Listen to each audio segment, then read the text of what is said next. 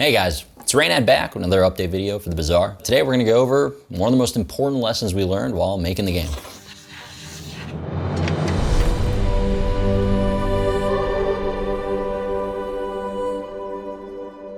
So a couple years ago, when I decided to make a game, first thing I did was buy a bunch of these blank playing cards on stream. And together with chat, we sat down, took some Sharpies, and basically made a card set. And the card set had a lot of pretty basic monsters and items and things you can buy, a lot like this. This was the original Greedy Goblin card, and basically he was just a 2-health monster that would give you 2 silver coins when you killed him. And most of the original monsters in the game kind of worked this way. You would attack them, kill them, then they'd give you some beneficial reward or some good cards that get added to your deck. Genie was another example of this. It's a monster that you kill, it has 3 health, and after you kill it, you get 3 wishes. And the wishes were just good cards that you wanted in your deck. Most of the monsters had these effects that were purely beneficial, but to make more of them feel different from one another, I wanted to create some monsters with trade-offs. So I ended up making cards like Viper. And Viper is pretty different from Genie because what it did is it gave you money, just like the wishes from Genie did. But in addition to giving you money, it poisoned you when you killed it. And I thought that this was good card design because, it checked a lot of boxes. The flavor was there because it told the story of like fighting a snake and then getting bitten. And mechanically, it was a pretty interesting trade-off. Sometimes it was worth it to get the poison and the burst of money, but sometimes it wasn't. On paper, this looked like good design. So even though this card was balanced, flavorful, and interesting mechanically, we all hated it. Every time we played with it, the card just felt bad to kill. And what we realized is, this is our first example of what we went on to call bittersweet design. Any part of the game that has positives and negatives glued together is bittersweet design.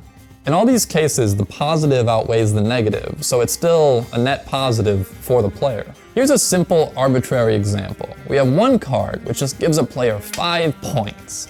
And then we have a second card which gives them 10 points. But then they lose 5 points. Now it might sound insane, but people do not feel the same way about these two cards. Feelings aren't quantifiable the way that numbers are. The +5 card makes a player feel good for gaining 5 points. The +10 -5 card makes them feel good for gaining 10 points, but also bad because they lost 5 points. The feelings aren't proportional to the numbers. The +10 -5 card, because it mixes positive and negative emotion, just feels neutral, even though its game impact is the same as the +5 card. This kind of neutral feeling from bittersweet cards was a really dangerous one to keep in our game. Playing bittersweet cards in our game just made players feel sort of neutral. And that feeling of neutrality is actually a really dangerous one to keep in a game. We don't really think that players quit a game just because they feel terrible after one game. Feeling bad because something happened in the game is kind of a good thing sometimes because at least it means the player is emotionally invested. Players need really awesome moments in a game to look forward to. And the low moments are just as important because they make the high moments feel even better in contrast. That's why beating weak NPCs over and over again just isn't that fun. It doesn't really feel like a high moment, even though you win by a lot. The best games are the ones with really high highs and really low lows. If you want to know what actually makes players quit games, it's boredom. Bittersweet designs introduce more of that neutral feeling, and more of that neutral feeling leads to more boredom. That's what makes bittersweet design so problematic. Even though we think these kinds of designs are detrimental to most games, they're actually pretty common. A lot of games, for example, have a cost system. In MOBA games, most abilities cost mana.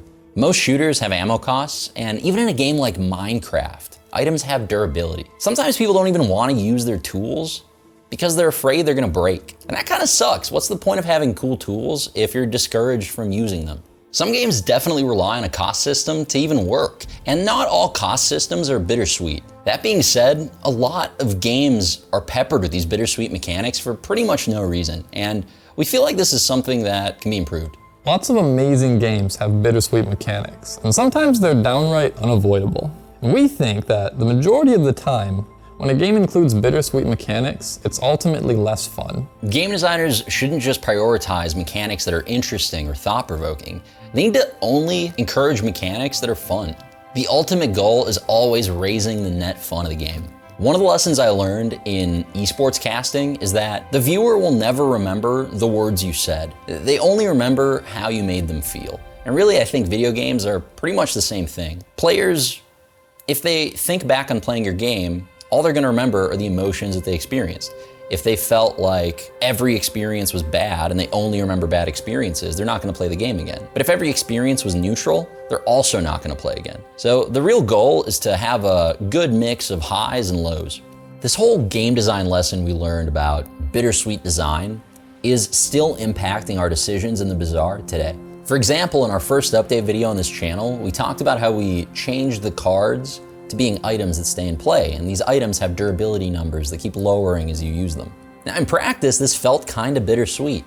I wanted to buy cool items and use cool items and feel good about using cool items. But because of the whole durability system, it just felt like a drawback to use my own stuff, and it really didn't feel satisfying to control something. The whole illusion of permanence, this idea that I can buy something and just keep using it for free to get an advantage was really important, and that felt a lot better than the bittersweet design of a durability lowering system. Because of this bittersweet design lesson, we ended up making all of the actions in our game free to use. So anytime people would activate an item, it wouldn't lower its own durability anymore. This is a huge change mechanically, and a change that felt really good to make, and it's something that we can move forward on because of the lessons we learned as far back as 2 years ago. This also came up when designing our combat system in the Bazaar. Right now, when you attack with an item in our game, the item doesn't take any damage back. After testing our combat that way for a while, we felt like attacking was becoming too good. These free attacks, along with a whole host of other reasons that we'll get into in a future update video, basically made attacking feel way too good in our game. In order to balance it, we thought about introducing a retaliation mechanic, kind of like traditional card games do. In Hearthstone, if I attack with a creature, the creature that I'm attacking will deal its damage back to my creature. In Magic, if my creature gets blocked, both creatures deal damage to each other. But in our game, damage only transferred in one direction. Even though this retaliation mechanic was so core to traditional card games, we kind of wanted to do away with it. Because on paper, it is a bittersweet mechanic. It feels kind of lame to kill off my own creature when I choose to attack with it. Even though it was a huge design challenge, we wanted to do away with retaliation. We wanted players to feel good about using their weapons all the time. In the Bazaar, using your weapons always feels good, because it's pretty much always good for you to use them. At the end of the day, this Viper was a pretty important step for making our game better. The bittersweet design lessons that we learned from it have come up at least half a dozen times. Now that we're aware of it, we can figure out why something isn't fun a lot faster. Going forward, we're gonna try to hold on to that philosophy of avoiding bittersweet design wherever we can. This guideline is gonna make our game the best that it can be, and we can't wait for you guys to see it for yourself when you play the Bazaar.